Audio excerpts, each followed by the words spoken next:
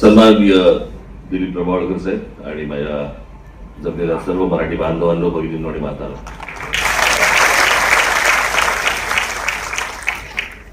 या सिने दिशा या महाराष्ट्र नवनिर्माण चित्रपट सेनेने आज आयोजित केलेल्या या कार्यक्रमाला सकाळपासून कोण कोण होते? तुम्ही सगळेजण होतात. आता काय हा हा त्याच्यामुळे आता संध्याकाळी आता किती वाजले? 8:30. तुम्हाला घरी जायचं असेल, मला माहिती आहे तुम्ही काय नाही बोलू नका. तुम्ही आता आले असणार, नाही म्हणजे आत्ताची असणार. परंतु आज इथे दिलीप प्रभावळकर साहेब इकडे आज आले.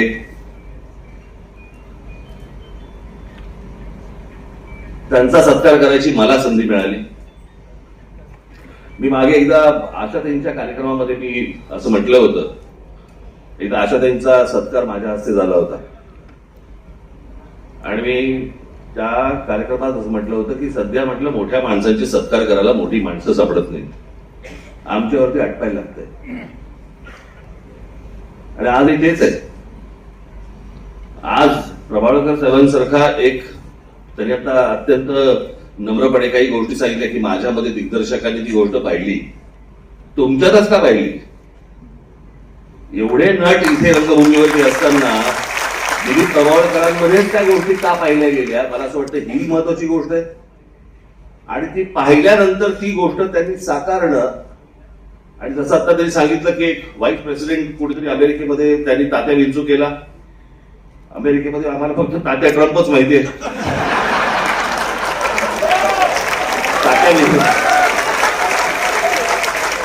तात्या विंचू पहिल्यांदा ऐकला.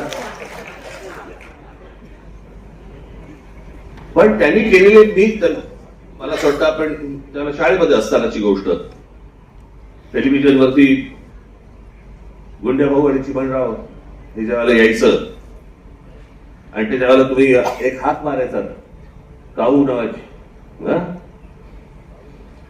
तर ते डोळ्यासमोर तेव्हापासून दिलीप प्रभावळकर आम्ही त्यांचा प्रभाव पाहत आलो. किती चित्रपट पाहिले, किती गोष्टी पाहिल्या. आणि मला असं वाटतं की भारताच्या इतिहासात, चित्रपटाच्या इतिहासामध्ये इतक्या प्रकारच्या विविध भूमिका करणारे मला असं वाटतं ते एकमेव कलाकार असतील.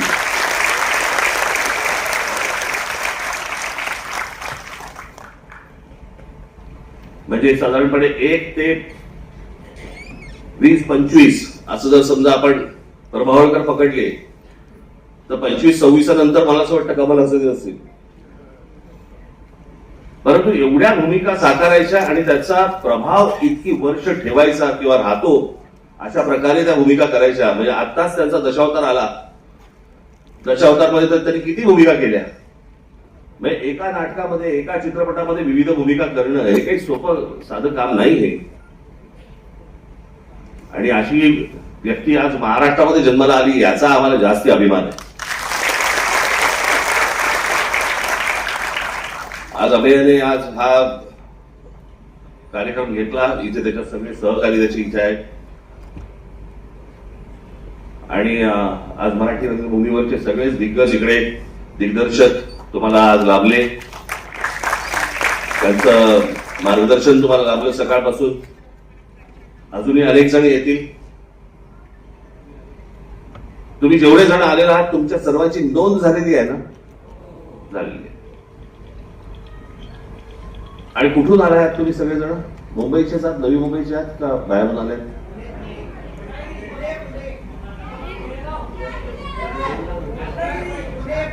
पुणे, रत्नागिरी. नाही महाराष्ट्रातनं आलं, बोला ना. सोपं नाही का? मी तुम्हाला आता एक गोष्ट सांगतो. जसं मराठी चित्रपट सृष्टीतले, नाट्यसृष्टीतले अनेक दिग्गज तुम्हाला आज इथे सकाळपासून मार्गदर्शनाला मिळाले. मी बोलतो. इथे आज अभिजित पानसे पण आहे, बाकी सगळे माझे सगळे नाट्य क्षेत्रामधले माझे सगळे मित्र आज इथे रंगभूमीचे चित्रपट क्षेत्रातले इथे व्यासपीठावरती आहेत. मी सर्वांशी बोलतो आणि लवकरच मी एक अशाच प्रकारचा काय याला सेमिनार म्हणतात,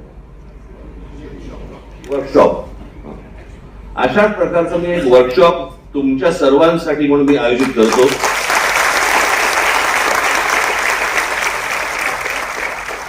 ज्याच्यामध्ये आपले मराठी चित्रपट सृष्टीचे लोक तर असतीलच, परंतु आपल्या सर्वांसाठी म्हणून मी राजकुमार हिरानी, आमिर खान, जावेद अख्तर या सर्वांना मी इथे बोलवीन. तुम्हाला जे काही तुम्हाला या क्षेत्रामध्ये येण्यासाठीचे जे काही प्रश्न असतील ते मला असं वाटतं तुम्ही त्यांच्याशी बोला आणि भविष्यातली सगळी तुमची वाटचाल ही उत्तम हो. चित्रपट कसा करायचा, काय करायचा, नाटक काय करायचं, कसं करायचं. मला चित्रपट क्षेत्रातलं थोडंसं, चित्रपटाबद्दल थोडंसं मला थोडंसं कळतं, थोडंसं, यांच्या एवढं नाही कळत. नाटक मला कळतच नाही. कळत नाही याचा अर्थ समजून घ्या. मला असं वाटतं नाटक हे इतर कोणत्याही माध्यमांपेक्षा सर्वात जास्ती कठीण असतं.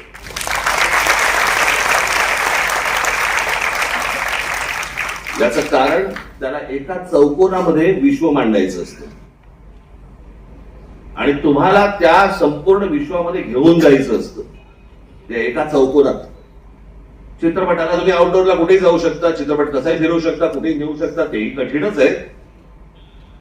पण मला असं वाटतं नाटक हे सर्वात जास्ती कठीण माध्यम आहे असं मला वाटतं. मला दर वेळेला नाटक पाहताना हे कसं सुचलं, म्हणजे इथे केदार शिंदेवर बसले, इथे पुष्कर श्रोत्री आहेत. मी केदार शिंदेचं सही रे सही नाटक मी 2, 4, 5, 10 किती वेळा अनेकदा बघितलंय. एकदा ते संपूर्ण नाटक मी बॅकस्टेजने पाहिले की भरत जाधव नेमकं करतो काय. इथून जातो, तिकडून उपटतो, तिकडून जातो, इथून कुठेतरी येतो. हे सगळं हे बसवलं कसं. आणि ह्या सगळ्या गोष्टी मला असं वाटतं खूप कठीण गोष्टी आहेत. या सर्व गोष्टी तुम्ही समजून घ्याव्यात. या नाट्यक्षेत्र हे मराठीसारखं प्रभावी मला असं वाटतं दुसरं कुठेही नसावं. आणि आपल्याकडे जे दिग्गज आज मराठी नाट्यसृष्टीमध्ये दिग्गज आहेत ते तर तुम्हाला मार्गदर्शन करतीलच. चित्रपट क्षेत्रामध्ये जे लोक आहेत तेही येतील. आणि हे हिंदी चित्रपट क्षेत्रातले जे माझ्या परिचयाचे आहेत, माझे जे काही मित्र आहेत, यांनाही मी घेऊन येईन, ज्याच्यातनं तुम्हाला पुढचा मार्ग जास्ती सोपा होईल.